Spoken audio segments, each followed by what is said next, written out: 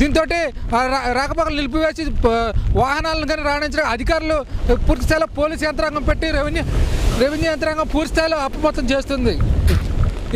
ఇది పరిస్థితి. ఉప్పాడ నుంచి కెమెరామెన్ రమేష్తో యేసుబాబు, ఈటీవీ న్యూస్.